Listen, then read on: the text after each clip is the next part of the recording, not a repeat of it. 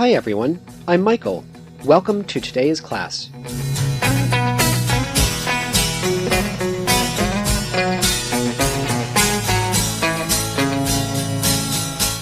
Love has forever been a subject of curiosity, debate, and mystery. It has humans of all ages and backgrounds arguing its meaning and role in our lives. From soap operas to romance movies and novels, humans seek to express what they believe true love to be. But what exactly is love? People so busy, make me feel dizzy. Taxi light shine so bright. We're going to talk about 4 things in today's lesson. First, what are the biological effects of falling in love? Second, what is the psychology of falling in love? Third, what are philosophical views on love? And fourth, what does Buddhism say about love? Every day I look at the world from my window. First, let's examine what happens in our brain when we are in love. When in love, our brain releases neurotransmitters. One key neurotransmitter, dopamine, plays an essential role in attraction. Dopamine affects our emotions, thoughts, decision-making, and hormones. This neurotransmitter is highly active when a person is in love. Studies show that a decrease in dopamine can cause depression. On the other hand, an increase in dopamine is associated with feelings of excitement, even to the extreme. By looking at this contrast, we can begin to understand one's bizarre behavior when they are in love or lose their love. When someone falls in love, they want to spend every moment with that person. However, when someone goes through heartbreak, it can often be difficult for them to face each day, and life can lose meaning. This strange behavior makes more sense when one examines dopamine's other role in the brain, addiction. Dopamine signals pleasure in the brain. This signal prompts people to continue seeking the substance they are addicted to. So, it's no wonder that people who fall in love can be physically addicted to each other. While dopamine does play an enormous role in the brain regarding love, there are other changes in the brain when a person is in love. One study helps demonstrate this. The study was done on couples who described themselves as intensely in love. Their brains were scanned by an MRI when they looked at a picture of their love. The researchers saw a glow in several sections of the lover's brain. This glow represented increased blood flow to those areas. These parts of the brain are responsible for motivation and reward. When these areas are activated, the person feels good. This is because dopamine is being released by these areas.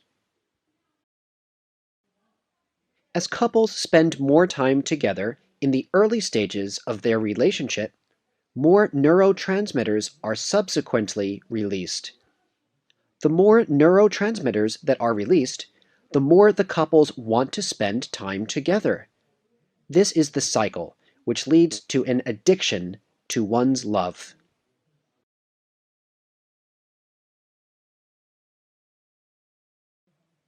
Dopamine is not the only neurotransmitter that affects love. 2 other key neurotransmitters are norepinephrine and PEA. Both of these lead to focused attention. Individuals start to zero in on the person they desire, and at the same time, They often have a feeling of extreme happiness. Have you ever experienced love at first sight? You can thank these neurotransmitters for that feeling. These neurotransmitters also enable someone to notice and remember even the smallest details about their partners. If the relationship ends, PEA levels drop. This is partly responsible for the feelings of depression that can be experienced after breaking up. We have just finished talking about biological aspects of love. Now, let's look at love from a psychological view. While love may seem like an abstract concept, many psychologists have done studies on it. From these studies, several theories on love have consequently evolved. The psychology of love cannot be discussed without mentioning Sigmund Freud, one of the major forefathers of psychology. Freud believed in and coined the phrases Oedipus complex and Electra complex. This scientific opinion says that young boys are sexually attracted to their mothers and want to kill their fathers in order to have their mothers all to themselves. Furthermore, young girls desire their fathers and want to eliminate their mothers to be with their fathers. When children are rejected by their parents, they seek out others for their love and affection.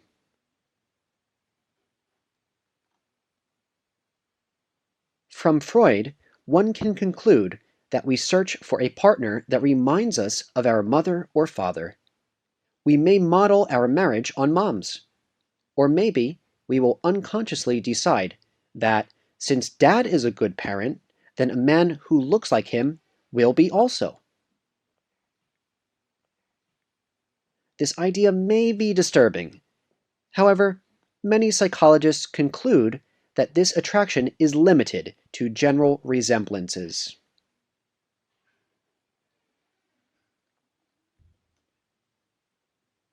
By knowing the relationship between childhood associations of love and how we pick a mate, one can examine how this love influences adult behavior.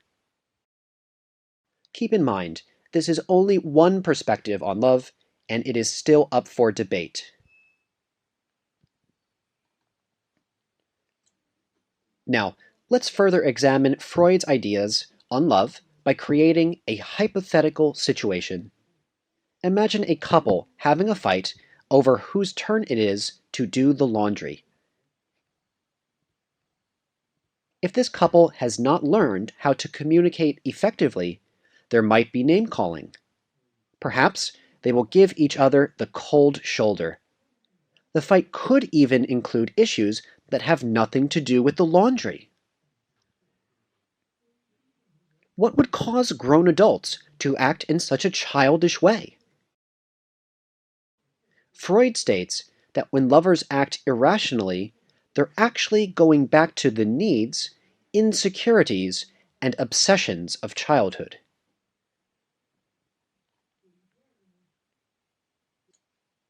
Another famous psychologist who studied love was Abraham Maslow. Maslow is considered to be the father of humanistic psychology. In Maslow's hierarchy of needs, humans are active rather than passive participants in life. Contrary to Freud's theory, Maslow states that adults make active choices in their lives rather than subconscious ones.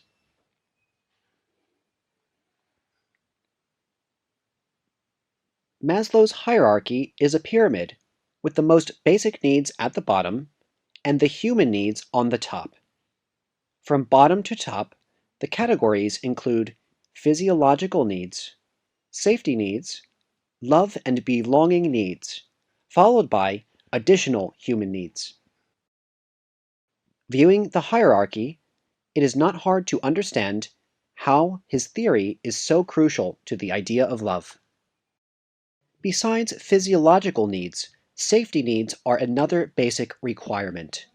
This includes physical safety, as well as stability, structure, and order. This is one of the reasons why many couples don't get divorced. If they do, the structure and stability of their lives will be lost. Think of how often women say, "I wish I could leave him, but I need to take care of the children." On a positive note, the security from being in a relationship can strengthen the feeling of love. It helps protect one from loneliness. Many articles are frequently published, especially around the holidays, on how to survive being single. Couples in love don't have to worry about how society will view them, since they have the security from being a couple.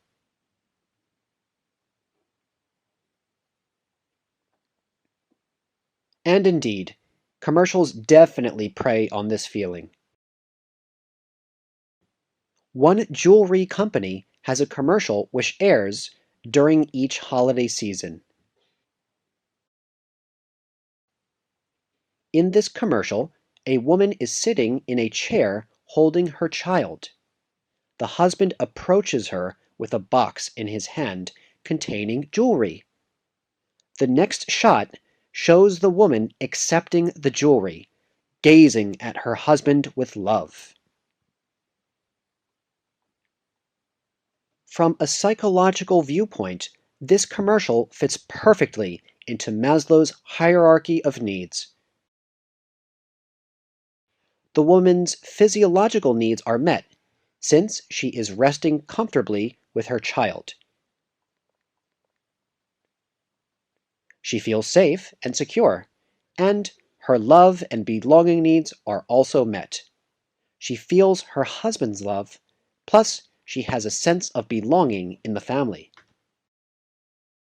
This is one clear example of Maslow's hierarchy being represented in the media.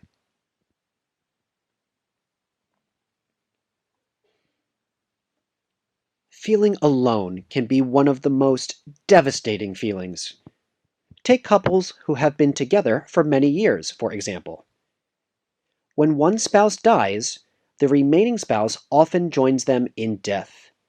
This could be because both partners were old. However, it can also be due to the feeling that one simply cannot live without their love. It's almost beautiful to think about, to love someone so deeply that you just cannot imagine living without them.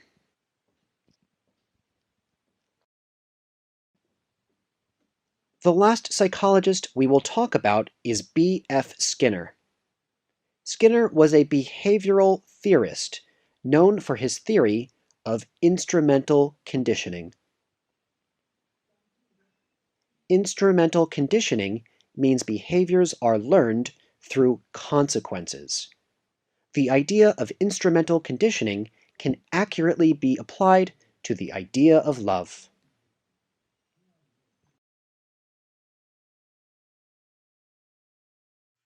Instrumental conditioning is mainly associated with the reward-punishment concept. The reward can be either positive reinforcement or negative reinforcement. Love is the ultimate positive reinforcement. Historically, courting basically works on the same principle as Skinner's positive reinforcement. For example, when a man likes a woman, he will buy her gifts, call often, and take her out on fancy dates. In return, the woman recognizes him as a potential provider, making her more affectionate towards him. He takes this affection as being a positive reward, and in turn will continue his pursuit of her. Well, that's enough about psychological views on love. So now, let's talk about philosophical views. If romantic love has a purpose, neither psychology nor biology has discovered it. However, throughout history, philosophers have offered opinions about it. Take Plato, for example. Let's look at what our course says about him. The Greek philosopher Plato said love makes us complete. He relates a comic story in which humans originally had 4 arms, 4 legs, and 2 faces. Then, when they angered the gods, they were cut in half. Since then, every person has been searching for their soulmate, the other half of his or herself.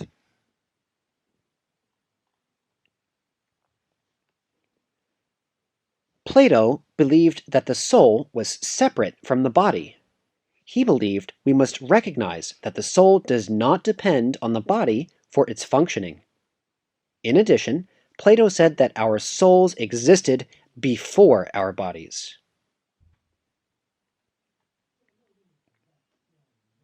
Plato's idea that there is a soulmate somewhere for everyone keeps us forever searching for love. We are taught from the very beginning that love is real, our soulmates exist somewhere, and ultimately we will find them.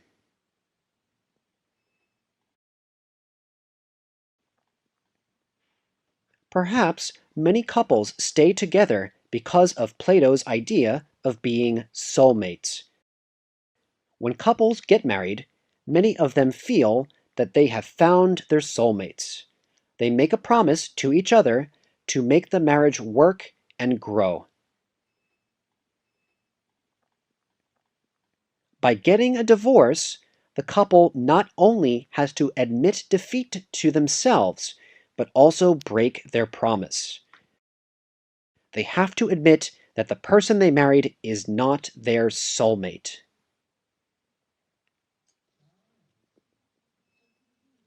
This can be terrifying because they need to go back into the world of dating. Some of these people may have faith that they will find their true love and carry on searching, while others may fall in love with someone else who is actually not right for them. All of this work is done in search of a soulmate.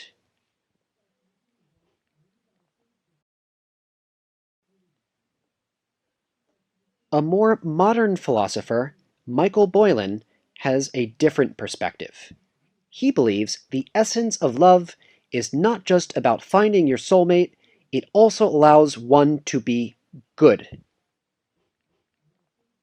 His belief is that love is an action, and this concept leads us to change and grow as individuals.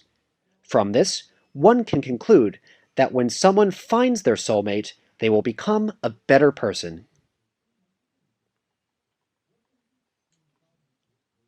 A famous French writer, Simone de Beauvoir, has another point of view. For her, love is the desire to integrate with another, like in a great friendship. However, lovers should not become too dependent on one another. This can lead to boredom within the relationship or a struggle for power. Instead, lovers should support each other in discovering themselves and developing their potentials.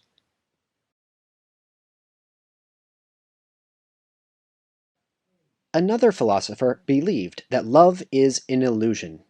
In his view, people fall in love because they believe having a mate will make them happy. But in fact, this is just a biological trick, only to make us have children.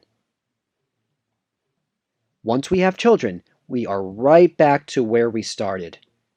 This is obviously what nature intends, since we have children to preserve our species. But in the end, it leaves us still searching for more.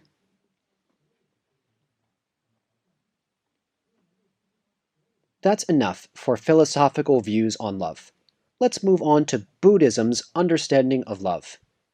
Buddhism has a very different understanding of love than what most of us may be used to.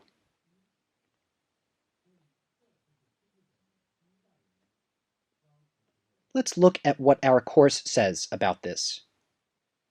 In Buddhism, romantic love is seen as an attempt to satisfy our desires. These desires are a defect, something we need to overcome. Desires and attachments to things of any kind can only lead to suffering.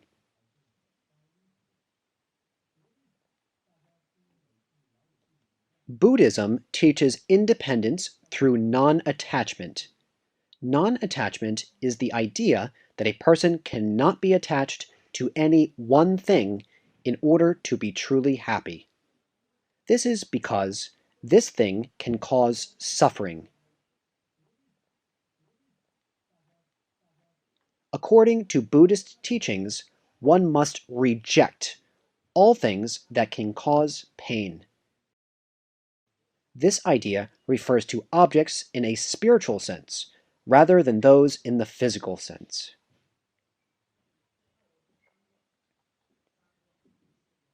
In a relationship, one must forget the idea of a perfect partner. They should not hold their partner to an impossible standard. Rather, one must accept their partner for who they are no matter what, even if they change.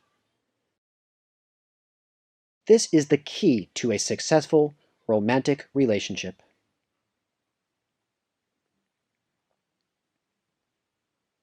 Now, let's quickly review what we discussed. First, we talked about the biological effects of love, especially the effects of neurotransmitters.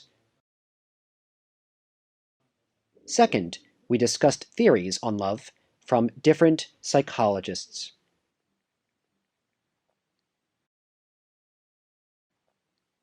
Third, we discussed philosophical views on love and the idea of a soulmate.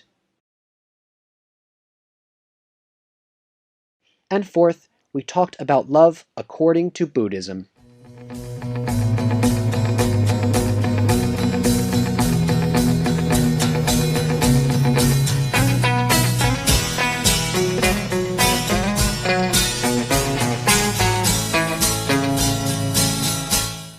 So, when you first fell in love, how did you feel?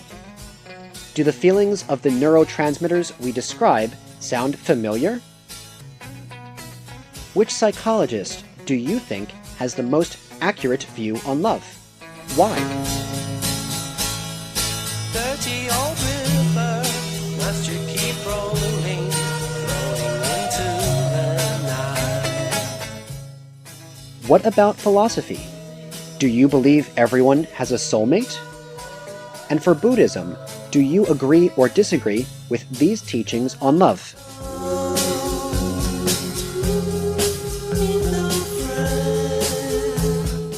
So, overall, do answers about love lie in biology, psychology, philosophy, or religion? Perhaps it's a combination of all of these. Or none of them? I will leave it up to you to decide. One thing is for certain. While we can study and speculate on love, in the end, it still remains a mystery.